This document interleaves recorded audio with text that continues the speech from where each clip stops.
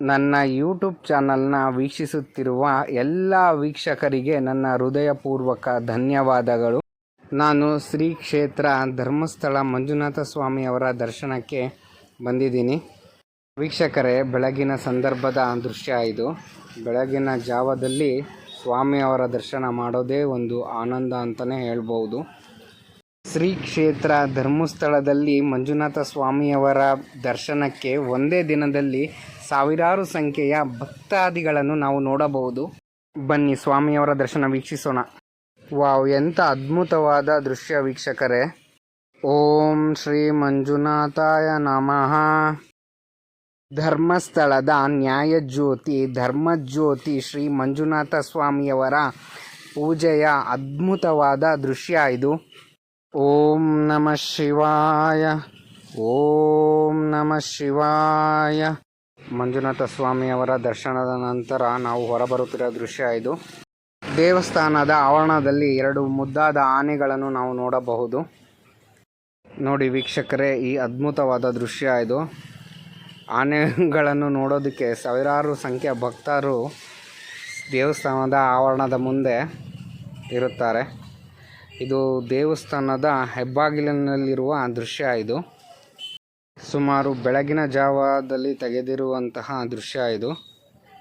ತದನಂತರ ನಾನು ಮುಂದುವರೆದು ಸ್ವಾಮಿಯವರ ಆವರಣದ ದೃಶ್ಯವನ್ನು ನಿಮಗೆ ತೋರಿಸ್ತಾ ಅನ್ನಪೂರ್ಣೇಶ್ವರಿ ಭೋಜನ ಶಾಲೆಯ ದೃಶ್ಯನ ನಿಮಗೆ ತೋರಿಸ್ತಾ ಇದ್ದೀನಿ. ವೀಕ್ಷಕರೇ, ಧರ್ಮಸ್ಥಳದಲ್ಲಿ ಅನ್ನಪ್ರಸಾದ ಕಾರ್ಯಕ್ರಮ ಪ್ರತಿನಿತ್ಯ ನಡೀತಾ ಇರುತ್ತೆ. ಸ್ವಾಮಿಯವರ ದರ್ಶನಕ್ಕೆ ಒಂದು ಭಾಗ ಆದರೆ ಅನ್ನಪೂರ್ಣೇಶ್ವರಿ ದೇಗುಲಕ್ಕೆ ಇನ್ನೊಂದು ಭಾಗದಲ್ಲಿ ನಿಂತು ನಾವು ಮುಂದುವರಿಯಬಹುದು. ಅನ್ನಪೂರ್ಣೇಶ್ವರಿಯ ದೇಗುಲದಲ್ಲಿ ನಾವು ಕುಳಿತುಕೊಂಡು ಊಟ ಮಾಡ್ಬೋದು ಮತ್ತು ಟೇಬಲ್ ಮೂಲಕನೂ ನಾವು ಊಟ ಮಾಡ್ಬೋದು. ಅದು ಅನ್ನಪೂರ್ಣೇಶ್ವರಿಯ ಭೋಜನ ಆದ ನಂತರ ನಾವು ಮೀನಿನ ಮ್ಯೂಸಿಯಮ್ಮಿಗೆ ಬಂದಿದ್ದೀನಿ. ವೀಕ್ಷಕರೇ, ಮೀನಿನ ಮ್ಯೂಸಿಯಂನಲ್ಲಿ ತುಂಬ ಸುಂದರವಾದ ಮೀನುಗಳನ್ನು ಸಾಕಿರುವ ದೃಶ್ಯವನ್ನು ನಾನು ಇವಾಗ ನಿಮಗೆ ತೋರಿಸ್ತಾ ಇದ್ದೀನಿ.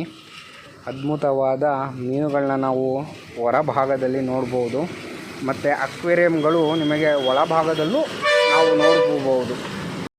ಒಂದು ಅದ್ಭುತವಾದ ದೃಶ್ಯವನ್ನು ನಾವು ಇಲ್ಲಿ ವೀಕ್ಷಿಸಬಹುದು ವೀಕ್ಷಕರೇ. ಇನ್ನು ನಾನಾ ಥರದ ಮೀನುಗಳನ್ನು ನಾವು ಅಕ್ವೇರಿಯಂಗಳಲ್ಲಿ ಇಲ್ಲಿ ನೋಡಬಹುದು. ಈ ಅಕ್ವೇರಿಯಂಗಳಲ್ಲಿ ನೀವು ನಾನಾ ಥರದ ಮೀನುಗಳನ್ನು ಇಲ್ಲಿ ನಾವು ನೋಡಬಹುದು. ಬನ್ನಿ, ಆ ದೃಶ್ಯನ ನಿಮಗೆ ಈಗ ತೋರಿಸ್ತಾ ಇದ್ದೀನಿ. ನೋಡಿ, ಸಣ್ಣ ಸಣ್ಣ ಇದರಲ್ಲಿ ಮೀನುಗಳನ್ನ ಹಾಕಿ ಯಾವ ಥರ ಇಟ್ಟಿದ್ದಾರೆ ಅಂತ.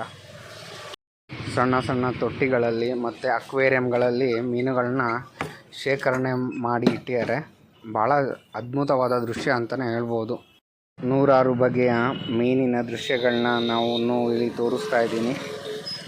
ಹೀಗೆ ಶ್ರೀ ಕ್ಷೇತ್ರ ಧರ್ಮಸ್ಥಳಕ್ಕೆ ಭೇಟಿ ಕೊಟ್ಟಾಗ ಈ ಮೀನಿನ ಮ್ಯೂಸಿಯಮ್ಮನ್ನು ನೀವು ನೋಡಲು ಮರೆಯಬೇಡಿ. ಈ ಮ್ಯೂಸಿಯಮ್ಗೆ ನೀವು ಭೇಟಿ ಕೊಟ್ಟಾಗ ಮನಸ್ಸಿಗೆ ಉಲ್ಲಾಸ, ನೆಮ್ಮದಿ ಸಿಗುತ್ತೆ. ಎಷ್ಟು ಸಲ ನೀವು ಮೀನಿನ ಅಕ್ವೇರಿಯಂ ನೋಡಿದ್ದೀರಾ ಅಂತ ಕಮೆಂಟಲ್ಲಿ ತಿಳಿಸಿ. ಈ ಅಕ್ವೇರಿಯಂ ನೋಡ್ತಾ ನೋಡ್ತಾ ನಮಗೆ ಸಮಯ ಹೋಗಿದ್ದೇ ಗೊತ್ತಾಗಲಿಲ್ಲ. ಇಲ್ಲಿ ಅತಿ ಚಿಕ್ಕ ಚಿಕ್ಕ ಮೀನುಗಳಿಂದ ಹಿಡಿದು ದೊಡ್ಡ ದೊಡ್ಡ ಮೀನುಗಳನ್ನು ನಾವು ಇಲ್ಲಿ ನೋಡಬಹುದು. ವೀಕ್ಷಕರೇ, ಮತ್ತೊಂದು ದೊಡ್ಡ ಅಕ್ವೇರಿಯಮನ್ನು ನಿಮಗೆ ತೋರಿಸ್ತಾ ಇದ್ದೀನಿ. ನೋಡಿ, ಬಣ್ಣ ಬಣ್ಣದ ಮೀನುಗಳು ದೊಡ್ಡ ಅಕ್ವೇರಿಯಂಗಳಲ್ಲಿ ನೋಡಬಹುದು. ಈ ಅಕ್ವೇರಿಯಂಗಳನ್ನು ನೋಡಿದ ನಂತರ ನಾನು ಶ್ರೀ ಕ್ಷೇತ್ರ ಕುಕ್ಕೆ ಸುಬ್ರಹ್ಮಣ್ಯ ಸ್ವಾಮಿಯವರ ಕ್ಷೇತ್ರಕ್ಕೆ ಹೊರಟೆ. ಕುಕ್ಕೆ ಕ್ಷೇತ್ರದ ವಿಶೇಷವೇನೆಂದರೆ ಇಲ್ಲಿ ಪ್ರತಿಯೊಂದು ನಾಗದೋಷಗಳು ಏನೇ ಇದ್ದರೂ ಪೂಜೆಯ ಮೂಲಕ ಪರಿಹಾರವಾಗುತ್ತೆ. ಅದರಲ್ಲಿ ಮುಖ್ಯವಾದವು ಏನೆಂದರೆ ಆಶ್ಲೇಷ ಬಲಿ ಪೂಜೆ, ಸರ್ಪದೋಷ ಪೂಜೆ ತುಂಬ ವಿಶೇಷವಾಗಿ ಮಾಡಿಸಬಹುದು.